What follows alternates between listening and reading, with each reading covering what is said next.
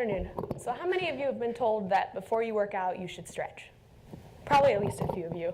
And I bet if I asked all of you to stand up and perform the stretch that you were told to do, it would look wildly different between everybody.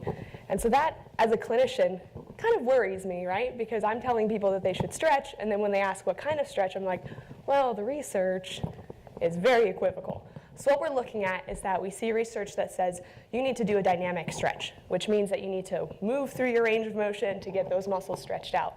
And then you have other research saying, well, perhaps you should sit down and you should put your body into that stretch position and just hold it. So that's our static stretch. And so for decades, the arguments have gone back and forth on whether we should be performing dynamic or static stretching before an activity. And so again, as a clinician, as somebody who works with sports, I want to know what's going to work best for my athletes. So when I tell somebody to warm up, what's going to make their performance give them that extra edge? And so when I started looking at the research, I saw that some of the reasons that we saw a lot of these differences in the results of the research were due to methodology. So they had people doing static stretches for 3 to 6 minutes at a time, and they were saying that static stretching was bad for performance. But how many of you would actually sit down and stretch one body part for 3 to 6 minutes at a time? It's not very functional.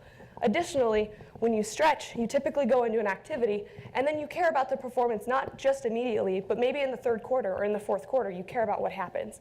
And so for my research, I wanted to add in not only a functional timeline for our stretches, but I also wanted to throw in a sprint component. And I wanted to see what happened as people continued to sprint if those effects of stretching actually lasted through.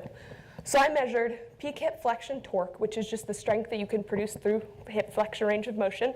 And I measured that at baseline. I measured that immediately after a stretch, which is where most research stops. And then I measured it again after they did activity. So I want to know what's happening in that fourth quarter. And I measured hip angular velocity while they were sprinting to determine how quickly they were moving their leg through. So ideally, if you're moving your leg quicker, you're moving faster in general. And then I also looked at their sprint times to get a functional aspect of how quickly they were running. And at first, when I saw my research and I saw my results, I was a little disappointed because I didn't have anything statistically significant. And I was like, how do I defend this?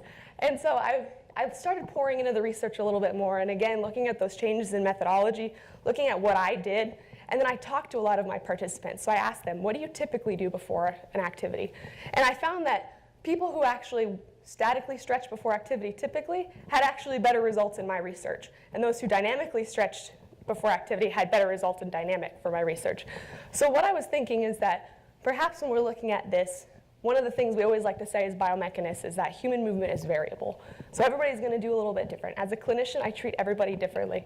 So perhaps when I was looking at this, my statistically insignificant results is actually where we get our significance. And there's not really a one-size-fits-all approach to how we should warm up before an activity.